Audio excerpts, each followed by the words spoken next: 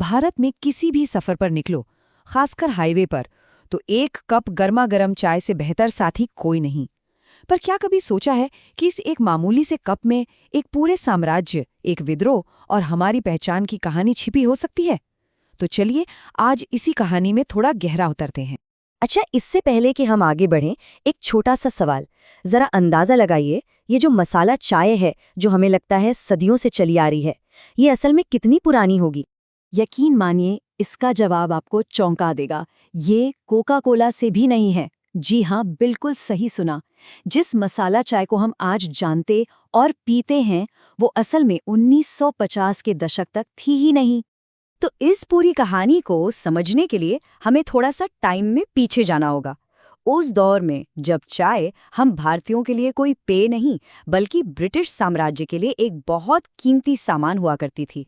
तो सबसे पहले टी और चाय का फर्क समझना बहुत जरूरी है।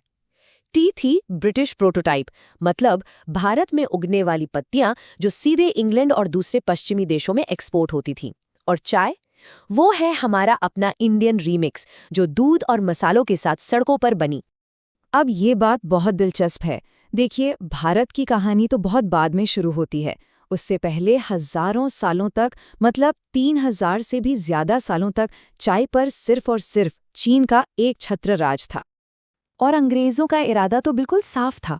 उनका मानना था कि ये एक रिफाइंड ब्रिटिश ड्रिंक है, जिसे ब्रितानियों ने ब्रितानियों के लिए ही बनाया है। मतलब ये कीमती फसल आम भारतीय आबादी के लिए तो बिल्कुल भी नहीं थी। लेकिन फिर आई ग्रेट डिप्रेशन, यानी महामंदी।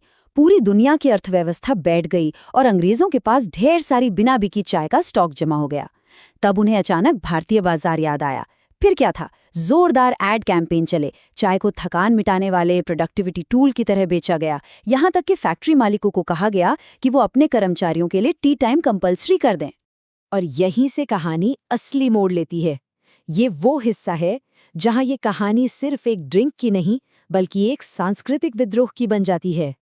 तो हुआ ये कि भारत के आम मेहनतकश लोगों ने अंग्रेजों के तरीके को अपनाने के बजाय इस चाय पत्ती को लिया और इसे पूरी तरह से अपना बना लिया, एक बिल्कुल नया रूप दे दिया। और ये बनी कैसे? देखिए, ये किसी शाही किचन में नहीं बनी। ये बनी सड़कों पर, हाईवे के ढाबों पर, गली के नुक्कड़ों पर। लोगों ने सबसे सस्ती फेंकी हुई चाय की पत्तियां ली, उसे बढ़ाने के लिए उसमें दूध और पानी मिलाया, और फिर उसमें डाले अपने देसी मसाले, इलायची, अदरक, सब कुछ एक साथ खुलाया और तैयार हो गई एक दमदार, मज़ेदार चाय। और पता है, अंग्रेजी हुकूमत को ये देसी रिमिक्स बिल्कुल पसंद नहीं आया। उन्होंने इसे एक तरह का विद्रोह माना और इसे बंद करवाने के लिए बाकायदा इंस्पेक्टर भेजे जाते थे, लेकिन वो इसमें कामयाब नहीं हो पाए। पर कहानी यहीं खत्म नहीं होती। कई दशक बाद जब पश्चिम ने चाय की खोज की, तो उन्होंने इसे फिर से हाईजैक कर लिया और इस बार इसे कुछ ऐसा बना दिया जिसे पहचानना भी मुश्किल है। जरा फर्क देखिए। एक तरफ है असली मसाला चाय, जिसमें है इलायची, अदरक, लौंग, केसर, दालचीनी जैसे असली मसाले। और दूसरी तरफ है स्टारबक्स का चाय टी लाटे, जिसमें है चीनी, पानी, नेचुरल फ्लेवर्स और गाढ़ा सिरप। एक में है असली स्वाद और आत्मा, दूसरे में सिर्फ एक केमिकल फॉर्मूला। अब जरा इस कॉर्पोरेट वर्जन में चीनी की मात्रा पर गौर कीजिए।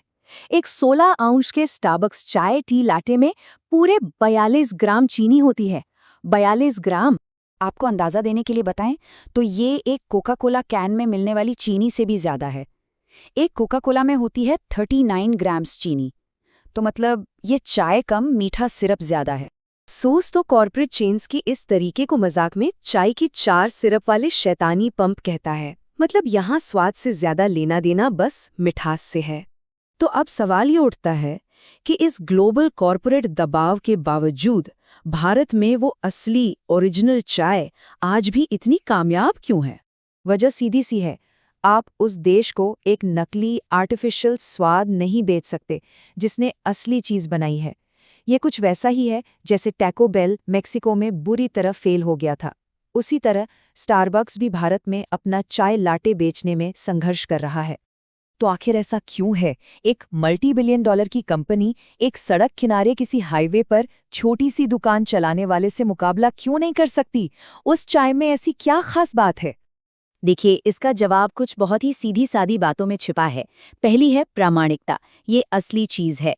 दूसरी है किफायती, ये आम आदमी का पेय है, कोई लग्जरी आइटम नहीं।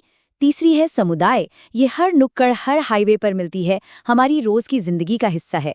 और सबसे जरूरी, ये संस्कृति है, लोगों ने इसे बनाया है लोगों के लिए। आखिर में लोग चाय इसलिए नहीं पीते कि उन्हें कोई स्टेटमेंट देना है, वो इसे इसलिए पीते हैं क्योंकि ये अच्छी है और ये किसी असली चीज से जुड़ाव महसूस कराती है।